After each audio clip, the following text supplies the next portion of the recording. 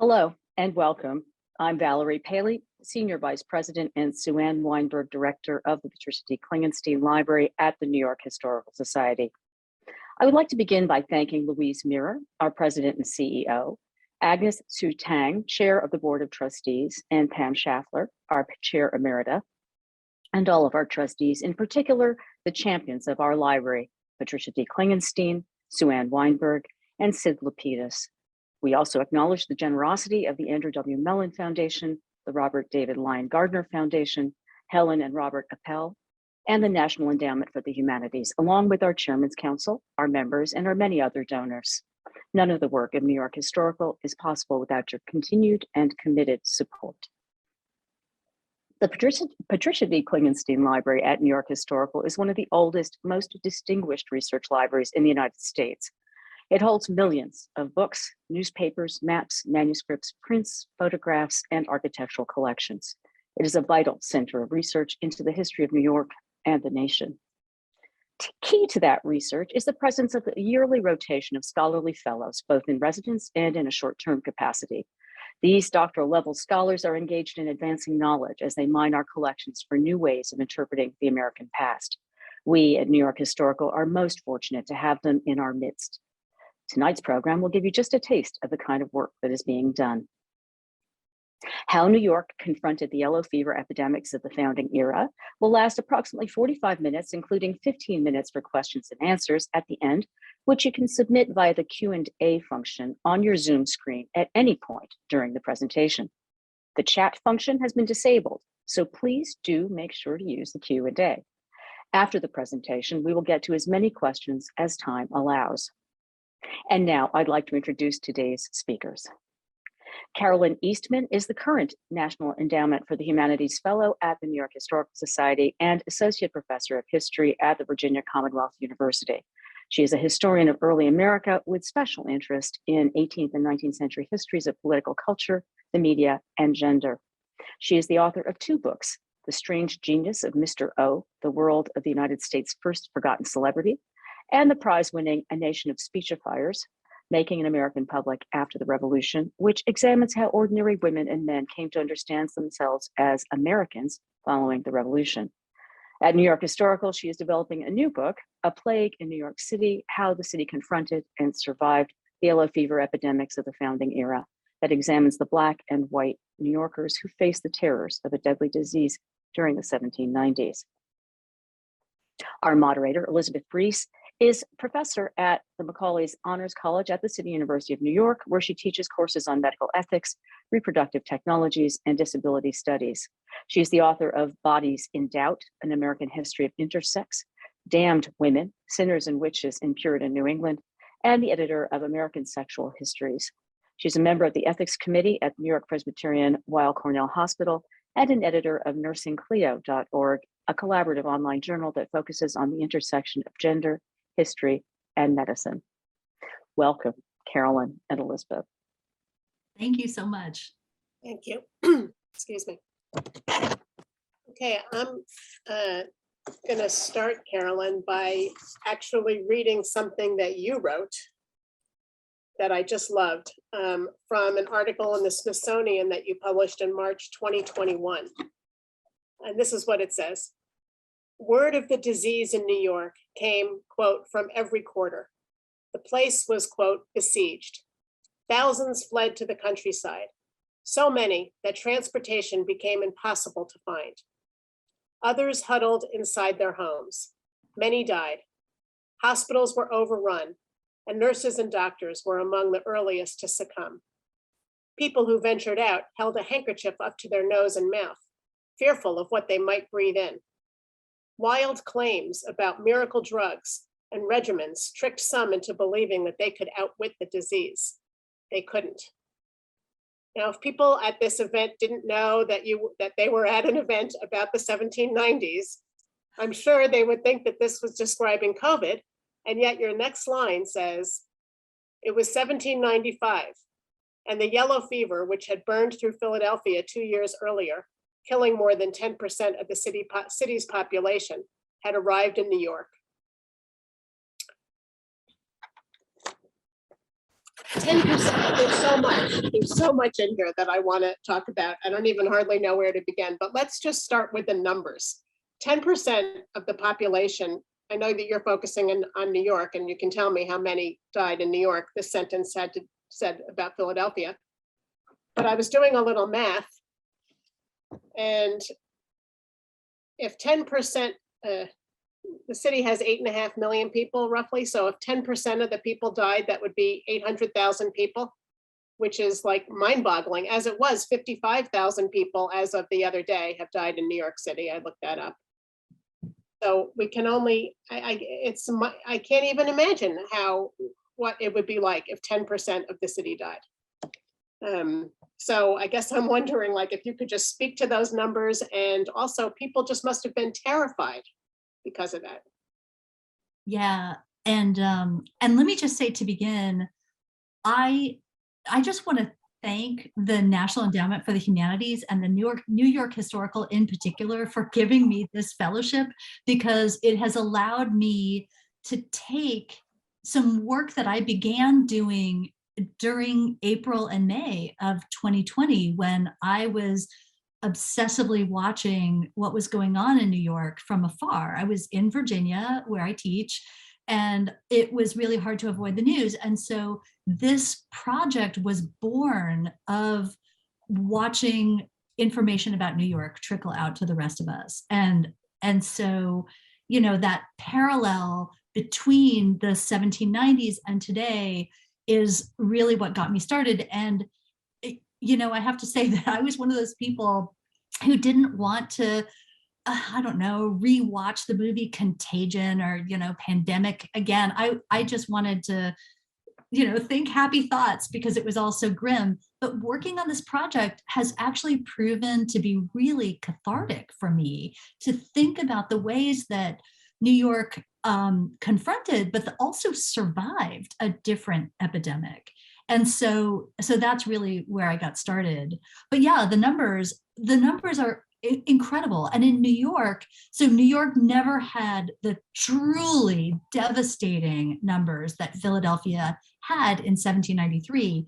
But still in 1798, which was the really bad of the two epidemics of the 1790s for yellow fever, almost 4% of the population died. And so, you know, if I gave you a number, it wouldn't sound like a lot because we're living in COVID times and we have extraordinary population numbers and death numbers, but actually many, many more people died per capita than during COVID. So it was terrible.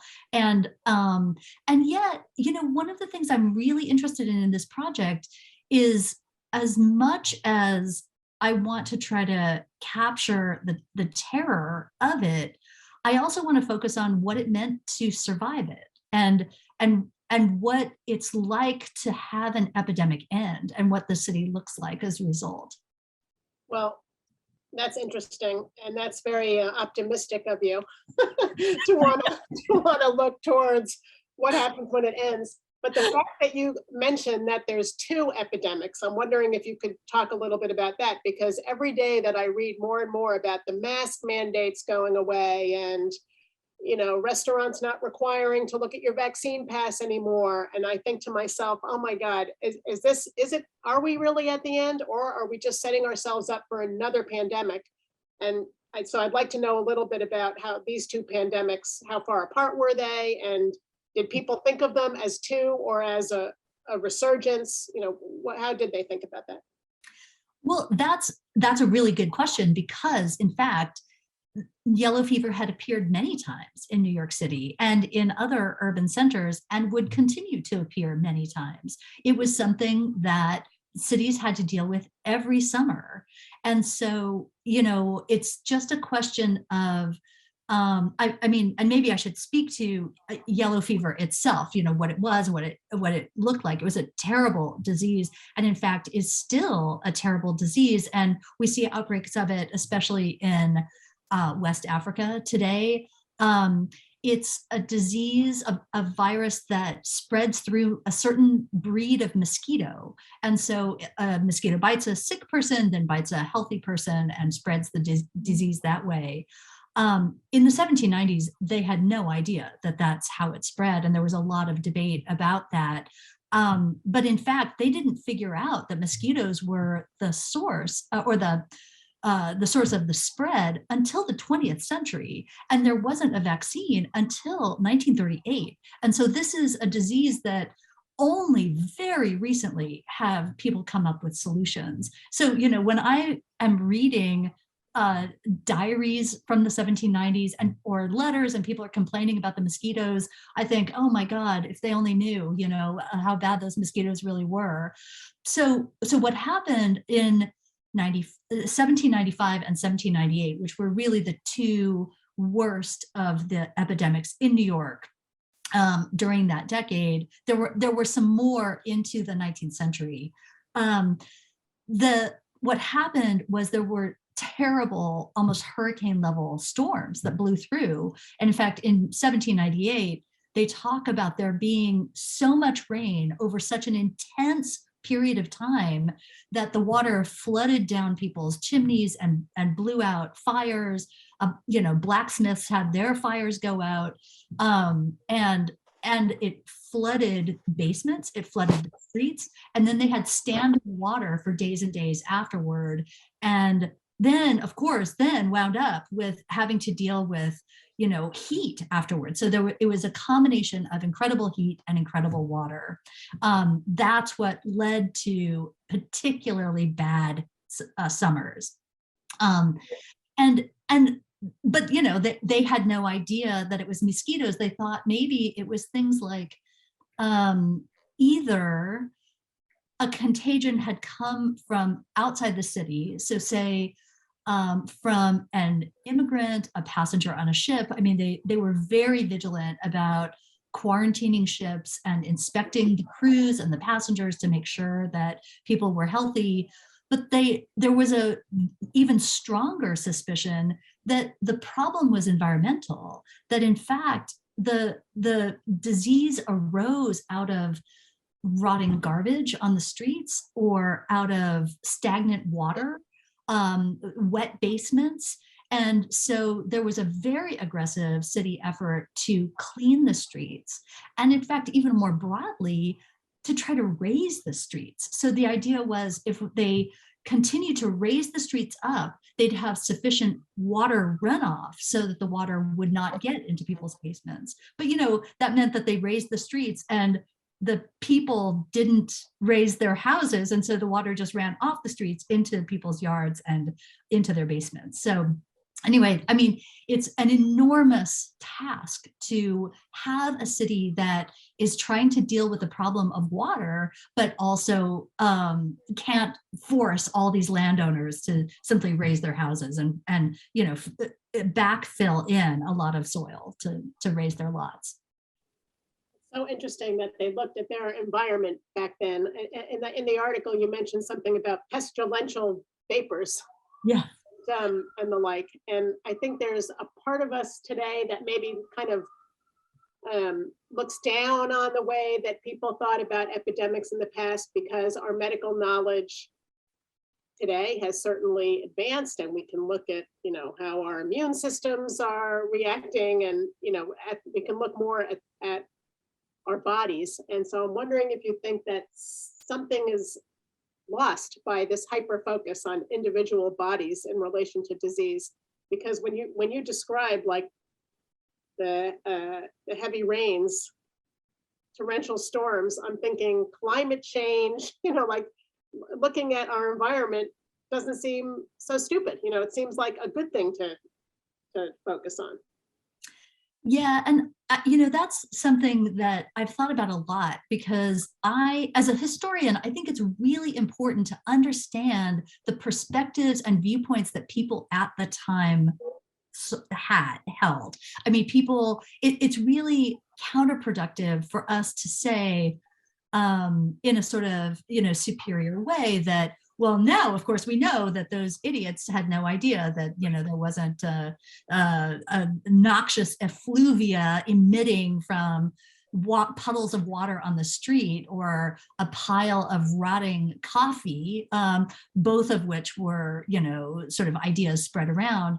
But the thing is, the city did understand that something was going on during these summers when it was hot and wet. And so addressing the problem of standing water and trying to figure out the massive effort that it would take to address a problem like standing water during a wet season, they were onto the right idea. And so, historians, our job is not to give thumbs up or thumbs down to ideas held in the past, but I think it's really interesting to try to understand how much city largesse was dedicated to things like cleaning the streets in the years after 1798. They had teams of people carting off, and you can imagine in the 1790s how much animal dung there was, or dead animals, dead rats and dogs. And so just trying to deal with the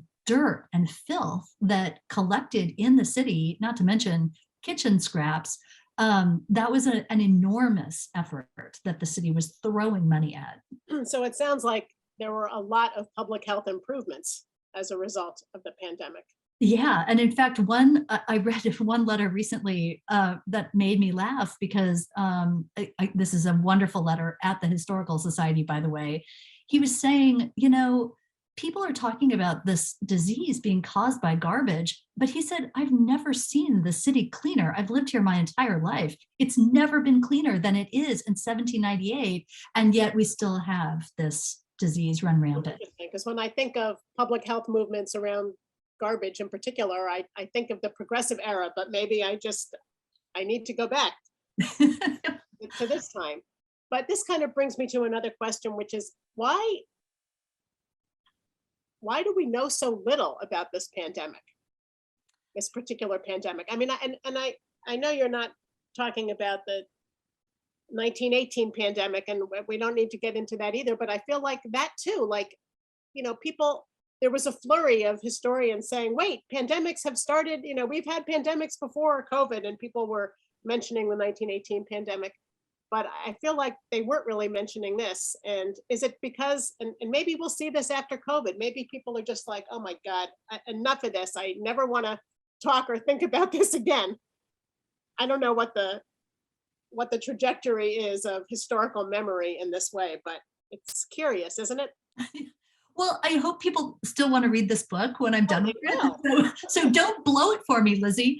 So I do think that the reason why we don't know a lot about this epidemic is because, we're perversely consumed with big numbers, right? And so compared to Philadelphia, 10% of the population dying, that's really vivid. A lot of people have studied that epidemic, but New York's numbers just didn't quite match that. Mm-hmm. And so I think that in some ways it just didn't seem like, as dramatic an epidemic as maybe in Philadelphia. And so you do see some scholars mentioning some of the thinkers in New York City who are trying to figure out how to treat the disease, how to figure out whether it was contagious between people or a sort of endemic problem that emerged from the environment. But yeah, I'm actually perversely relieved that no one has studied it, because now that I'm here and now that I'm scouring the archives, I cannot believe how much great material there is that doesn't just tell us about an epidemic in the past, but it tells us about New York City. It tells us about the history of this city and its web-like connections to other cities on the East Coast and to the rest of the world. And so I think that ultimately this is a story, that sort of begins in New York, but spreads outward. And I'm grateful that no one has looked at this before. Oh, it's great for you. Yeah, absolutely. And I think people will be interested to read it, especially because there are so many parallels, and they'll be happy to get their minds off of COVID and on to something that happened a long time ago. That's right. I think that, speaking of COVID, that many of us were struck and horrified by the way that Asians were targeted and became scapegoats for our current pandemic. And I'm wondering if you can tell us something about any racialized scapegoating during the yellow fever epidemic, and also if there wasn't scapegoating, just differences in the way that Blacks and white people experience the crisis.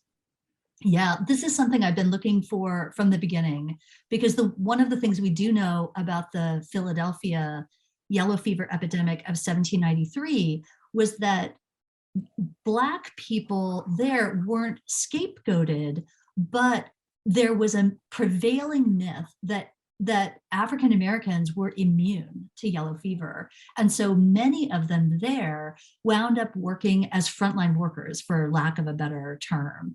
And so they were nurses, they were grave diggers, they were carting bodies out of the city out to Potter's Field. They were working in the hospitals that had been set up to treat the sickest of the people.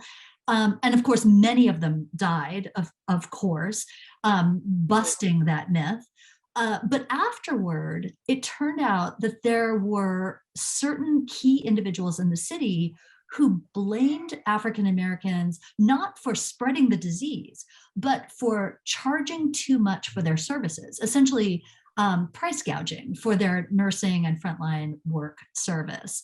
And that provoked a very interesting and very dynamic argument back and forth between some of the leading African-American ministers in the city and these whites who were advancing these charges. I don't see that happening in New York, but there's an interesting way in which two important things I think are going on in the city. One is that the medical experts didn't blame anyone necessarily for spreading the disease, but they advanced really snobbish, class-based ideas about who got sick. And so, some of the most snobbish medical experts would say that it spreads among the poor who have dissolute habits, who drink too much, they're intemperate, and they don't eat properly. And maybe too, they live in quite crowded circumstances such that if it is contagious between people, they're spreading it to each other. So there was a lot of blaming the poorest and the sickest for basically causing their own disease. Was there anything to, not that they caused their own disease, but was there anything to the notion that if a person was healthier and maybe that equated to richer, I don't know, then that they would be able to withstand the infection, as opposed to a person who, lived in poverty and didn't eat the way, they got no sleep, they didn't have healthy eating, all those things. I wonder if there was anything to that. That's a question that I would like to answer. And I'm not sure that I'm going to find the resources that will allow me to answer it. But there is one thing that the rich had that the poor didn't, and that's the ability to leave town.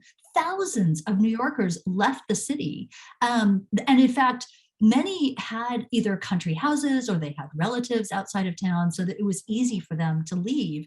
And the poor couldn't. There's no way they could have found transportation. They had nowhere to go. They had no money to leave.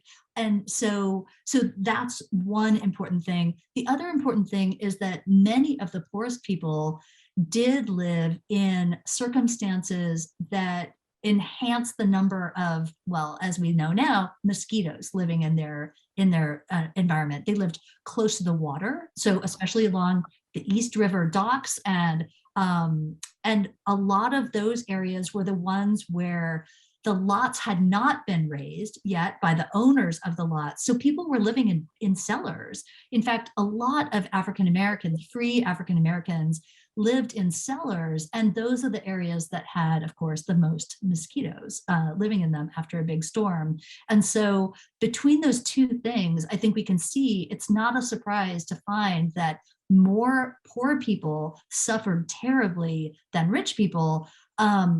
in fact, it would be really interesting, and maybe I'm not sure how I could do this, but there are numbers that show in Philadelphia that once you take out the number of rich people who left the city, who fled the city, and you count up more or less the number of people left in Philadelphia, the number of dead actually goes up to something more like 20% of the population, 20% of the people who remained, right?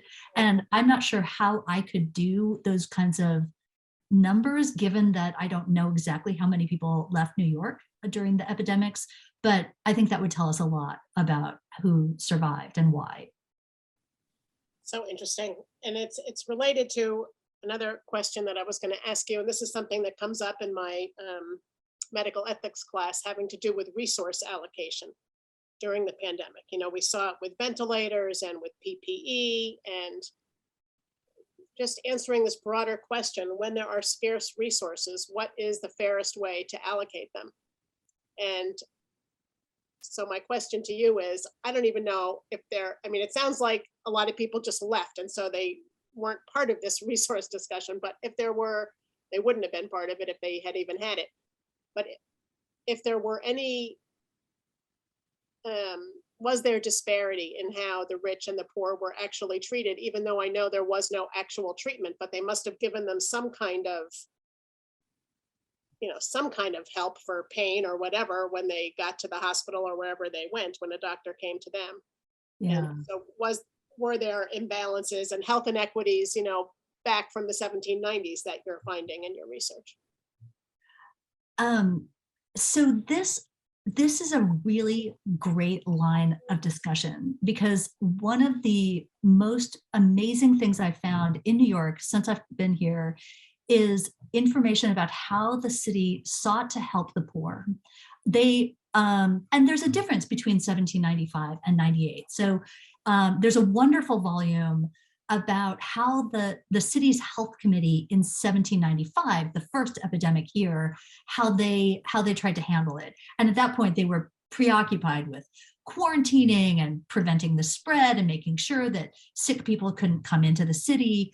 But in 1798, the same committee just was utterly overwhelmed with rising numbers, snowballing numbers of sick people. And they realized that they were basically in triage. And so they began a program to help the poorest in the city. And they threw money at the problem, because the problem wasn't just people getting sick. It was also people being stranded without food, people taking care of other sick people, people trying to take care of babies who'd been orphaned, people who were trying to cook their dinner and didn't have any firewood to do it. And so the city actually handed out money, they handed out food, they handed out firewood for people who could attest that they were in distress, in financial distress. And so that's, I think, one of the most interesting things. I mean, because again, you know, the rich had resources of their own. They could get their own food. They could find ways. The poor were just trapped. They had no way of helping themselves. And so the city set up a cookhouse. And in fact, ultimately set up a second cookhouse in two different parts of the city. They set up a store. And then this health committee on the part of the city wound up sort of funneling all of the incredible donations from churches around the country, from localities, from wealthy donors, funneling all of those resources, which could be anything from 3 dozen chickens to 6 bags of flour to a donation like $50 or $100, which in those days was a profound amount of money toward the poorest and the most distressed in the city. And so I think that in some ways what's going on in 1798 was a recognition that the city had to do something lest they wind up with just bodies on the street, bodies not necessarily dead of yellow fever, but dead because they were starving. And so they also hired nurses and sent nurses all over the city to help people. I mean, I've been trying to tally up the number of nurses that I've found in the records, and so far it's looking like something like 200 nurses hired just by the city to help people. And nurses could get paid a lot of money. I mean, no, I shouldn't say that. Nurses were not paid a lot of money. They were paid $1 a day, which is about what a laborer would make. But if you were a woman and you were making the same amount of money as a male nurse for a job, that was unheard of at the time. And so this was a way that the city could make sure that people got the help that they needed. It was a really remarkable effort toward what we would ultimately call public health, right? I mean, it sounds incredible. It sounds like people were so nice back then. I know we do have plenty of, church groups and other voluntary organizations and efforts to help people who have been struggling with COVID as well. But I'm trying to think as you talk, like, is the reason why it seems so great, all the things they were doing, maybe because like COVID has become so political, no masks, vaccines, no vaccines, in school, in-person school, or keep it all on Zoom, everything is very divisive. And I'm wondering what the politics were around this pandemic, or maybe it just wasn't as virulent because we didn't have social media to kind of whip up every single issue into, such a big thing.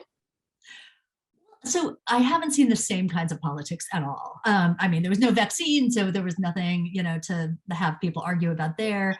There were no masks necessarily, although many people believe that if they drenched a handkerchief in vinegar and held it up to their face, they could prevent the breathing in of the noxious effluvia. Who knows? Maybe mosquitoes didn't like vinegar. Maybe that worked. Who knows? Yeah. But there were increasing issues having to do with the poor. And I mean, this is something that was becoming a major issue in New York during the early 19th century. And so you increasingly see efforts, charitable efforts, oriented to moralizing about the poor who would be the recipients of any kind of charity or philanthropic giving. And so, right around 1798, there was an organization formed called the papers are at the Historical Society, and it's got one of those long 18th century names. It's the Society for the Protection of Poor Widows with Small Children, or something along those lines. Yeah. And this organization was very generous, but they wanted women to prove that they were moral enough to receive charity, and they wanted to put those women to work if at all possible. And so they had them doing some of the work that today none of us could possibly imagine, like being a laundress. A laundress was a miserable job, working over hot pots of steaming water and trying to lug water to, do it. And so increasingly charity became oriented to having the poor prove their need and prove their moral worth, and therefore the extent to which they deserved charity. Right. So I feel like that was an issue throughout the 19th century, not particular to the pandemic. Yeah, interesting. That's right. But that wound up being the follow-up to the kind of charity that was being offered during the epidemic. That's right.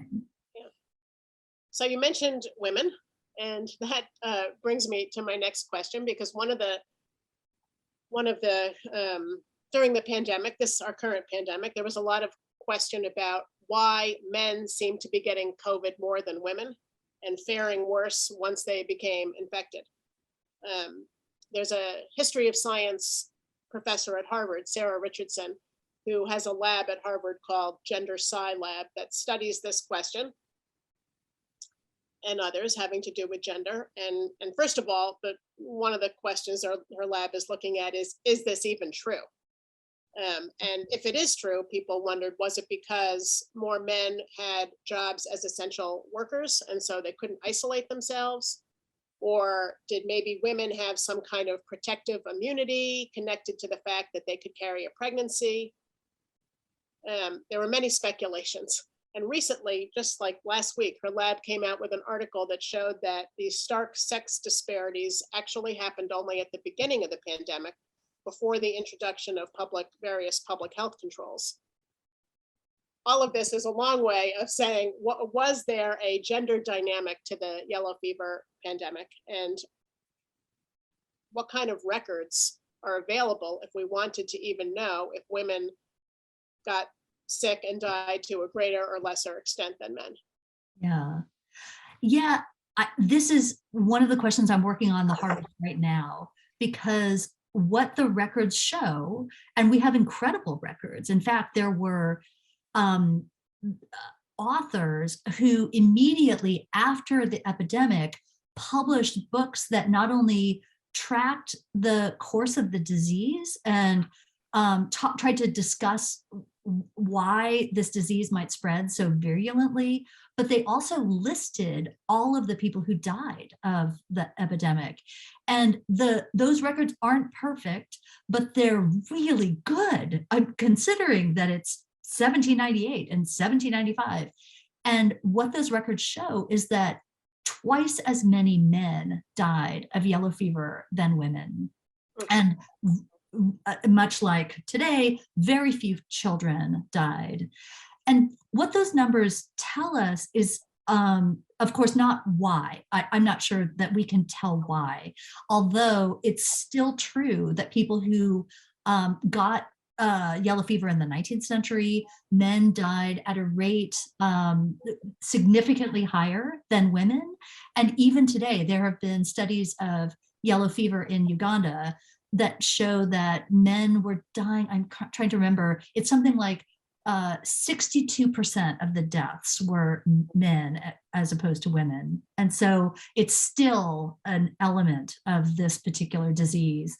But what's interesting to me, and that I can discuss, is that this was no great shakes for women, because if you were poor and your husband died, you were left holding the bag. I mean, there's such an interesting story about gender here, that because, again, looking at the records, increasingly as the city is trying to give money to people who are in extreme financial distress, what they're doing is giving money to women. And it's those narratives that sort of track the women's situations show profoundly that the women were suffering more than ever. They didn't have a breadwinner. They were left with children in the house. Sometimes they were trying to take on extra work, like as a wet nurse for an orphaned child or a child whose mother could no longer help it. There were people taking care of sick neighbors. And so in the poorest neighborhoods in the city, what you see is the rise of not just an increasingly poor population, but a poor female population. And that was a terrible situation to be in, given the way that, again, women had no options for making money the way that men did. Mm-hmm. Yeah, it sounds horrible. I feel like it's been so long since I've taught women's history. Since I've been here, I've been really doing more medical ethics. But I feel like there was an article that I used to assign about poor women mostly in New York. You probably know this article. If I think of it, I'll email to I think it's called The Feminization of Poverty. At least that's the theme of it. Okay. Anyway, I'll try to look for it. Okay, so let me just ask you one last question, and then we're going to go to the Q&A because people have a lot of good questions coming in here. Oh, great. But my last question will just be, what have you found at the Historical Society that you didn't expect to find? Has there been anything surprising?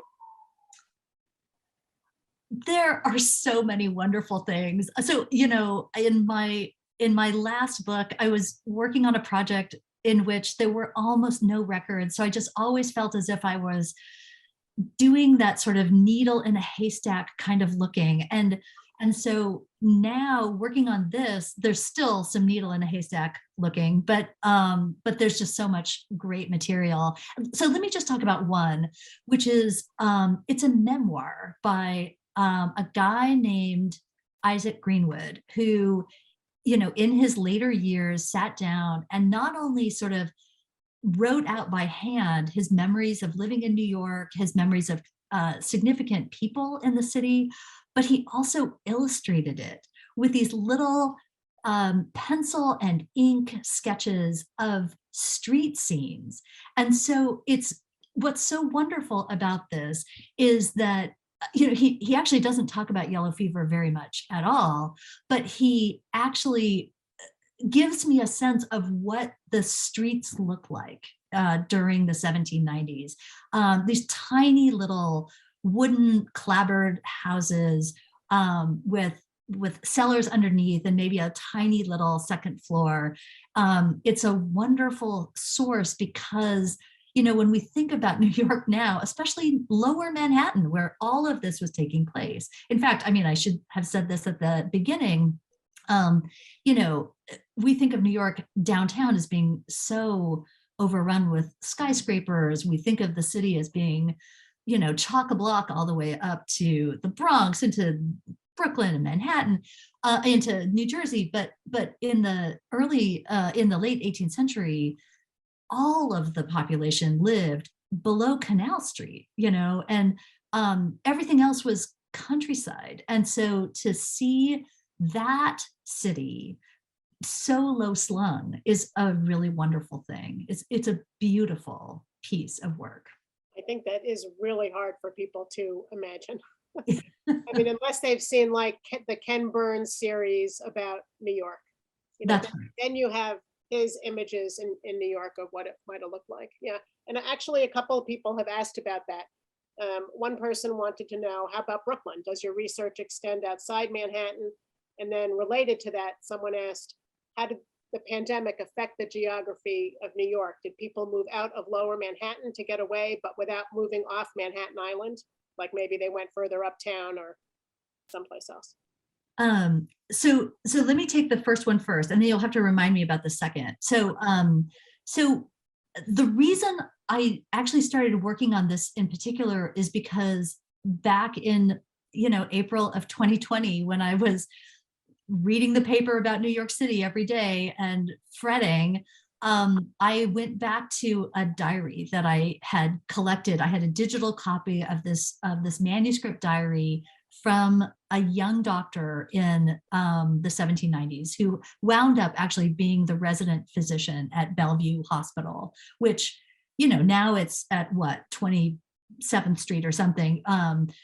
In 1795, Bellevue was 3 miles north of town. It was far away. And so that's where they could take really sick people. But during the 1790 epidemic, this doctor wound up with all of his family sick. His wife had gone to Bushwick and was staying with relatives to get away from the city. His parents were downtown. And so he was not only working at Bellevue, but he was traveling to Bushwick. He was traveling downtown to check on his parents, to make sure that they were getting the medicine and the help they needed. And so I got a glimpse of how much Bushwick counted as out of town. That was the country, that was healthy air as far as people were concerned. And so I haven't done a lot of work looking at, say, Brooklyn city records that go back to this period, but I have seen that those are the places where people were going. In fact, right now I'm staying in an apartment in Bloomingdale, which was almost another town in the 1790s.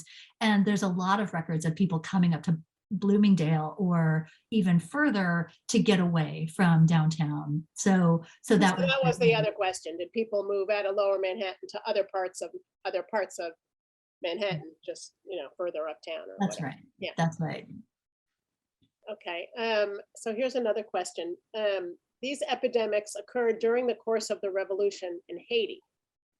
It seems possible that yellow fever was introduced by those fleeing those events, enslavers and the enslaved people they took with them. Was there any contemporary awareness or concern about this possibility in New York City? And if so, how did it affect local reactions? There was some discussion about the fact that, I mean, New York had been flooded with refugees from Saint-Domingue, which was the name of the island of Haiti before the revolution. And many of those white refugees brought their enslaved people with them. But they had actually been here for a while. I mean, people were still coming, but there was a little bit of discussion about the fact that the city was a city of immigrants at that time. There were, I can't remember the exact numbers, but huge numbers of immigrants from Ireland, immigrants from Scotland, all over. And it was also, you know, the country's major shipping port. And so ships were simply coming in all the time from the Caribbean, from all over the Caribbean, as well as the US southern states. But there was a little bit of discussion, people questioning whether it was possible that the disease had come from the Caribbean, where they knew that these epidemics arose every now and then.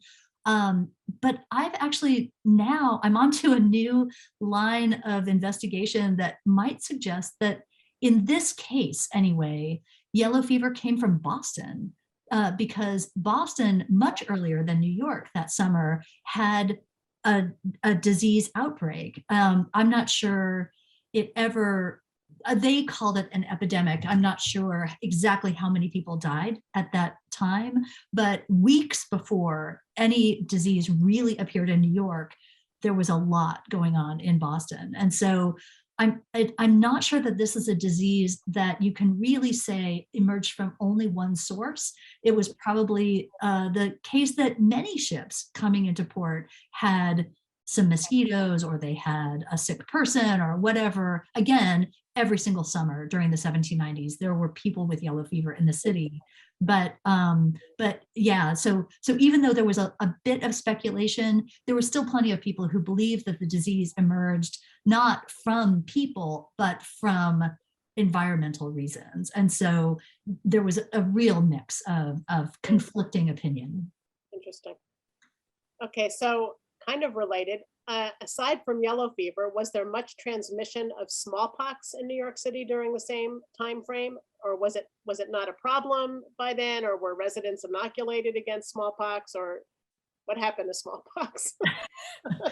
You know, I have not seen anyone talking about smallpox at this point. And so that has been off my radar. I mean, I had this book that I was looking at, you know, remembering about these pandemics, and it wasn't that many years before. It was 1775 to 1782. Right. And inoculation for smallpox was much, much more popular by the 1790s, but it was still risky, you know? I mean, there were still people who died. So, yeah. I know. When I was reading this book to brush up for this, I thought to myself, oh my God, no wonder people were terrified to be inoculated when they didn't understand it, and you're making yourself sick. I mean, it put our vaccines in a whole, you know, made me think differently about people's fears and worries about that. That's right. And in fact, I wish I could remember the numbers. I mean, of course, if you got smallpox, you were in danger. That was a terrible disease. But being inoculated was also a real risk. And there are numbers out there of, I can't remember, it's 6% of the people who were inoculated died from that version of the disease. So yeah, it was, you know, we've come a long way. We have come a long way. We have certainly come a long way in the vaccine department, in many departments. Yeah. Okay, so here's a question. New York is the nation's capital during this period. What did the new government do to combat the epidemic? Where are Washington, Adams, Hamilton, all those guys? So didn't quite put it that way, all those guys, but that's what So yeah, the capital of the country was in Philadelphia in 1793 when the epidemic hit there. Mm. And let me tell you, Washington got out of town. I mean, he was one of the many who left as soon as possible, but Hamilton did not. And Hamilton got terribly sick. I found letters by people speculating that Alexander Hamilton was going to die, that they were convinced that he was so sick he couldn't possibly survive. I don't And remember that from the play. So yeah, I mean, and they were like many people. They had no idea how to treat the disease. Even the nation's medical eminence, Benjamin Rush in Philadelphia, who was easily the most recognized medical expert of the time, had a dramatically risky regimen that he put himself through when he got yellow fever, really dosing himself with massive amounts of mercury-based drugs. And, mercury is a poison. It's really a miracle he survived. It's a miracle anyone survived. But, people experimented with opium. They experimented with all kinds of whatever they could find to figure out how they might treat this disease. But let me say, even today, yellow fever is such a terrible disease that when people get the serious manifestation of it, 50% of those people die. So, this is still a disease that we don't know how to treat when it gets to that really severe phase. So do people in the countries that get vaccinated as a matter of childhood vaccinations? It is, yeah, but obviously not everyone. I mean, there are still outbreaks happening all the time, and sometimes they get bad, as recent medical research shows.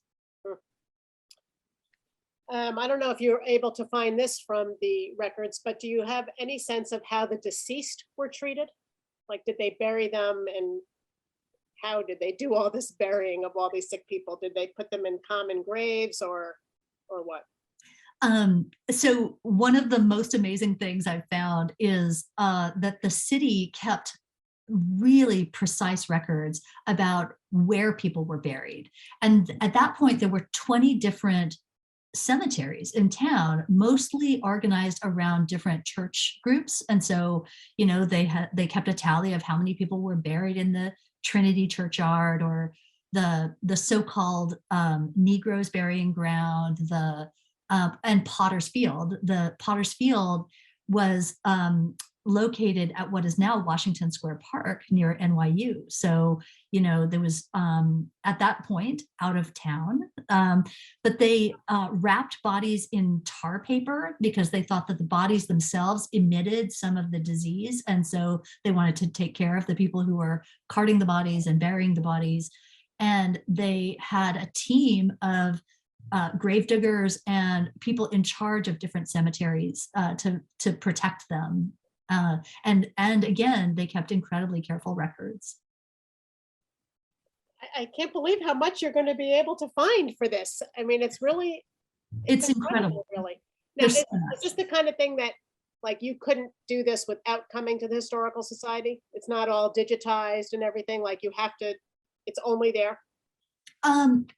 So when I began this project, I was living in Virginia, right? And I was able to do a good amount of research based in out of town, right? So people like the New York Historical Society, the New York Public Library, they have done massive efforts making things available online. I mean, I can't imagine if I had this kind of online resource material for my dissertation, everything would have been different. I mean, you must feel the same way, right? Oh my God, yes.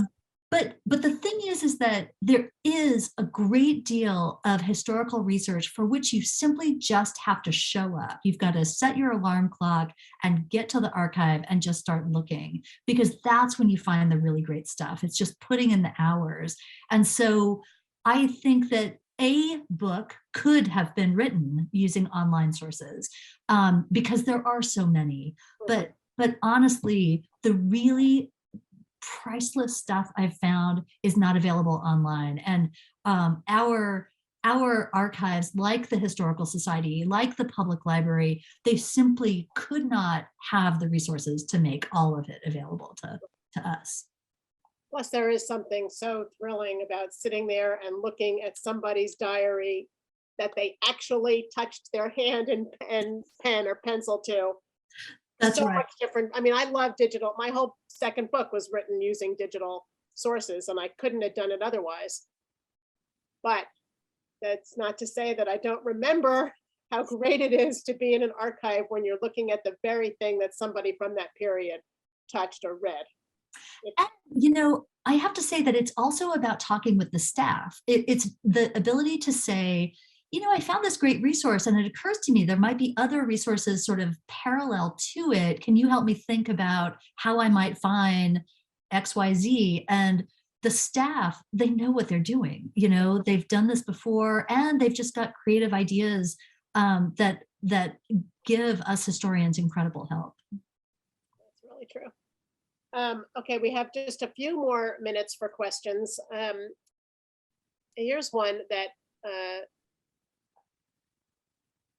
I don't know if you know the answer to this or not. I don't know the answer to this. When were public water and sewage available to most New Yorkers? That must have been after your period.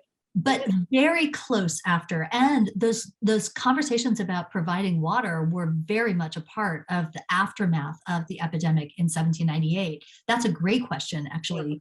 And so I think it's the conversations about providing water, fresh, wholesome water, as they always say in their records. And New York does have excellent water. I don't know when that started, but it's very good.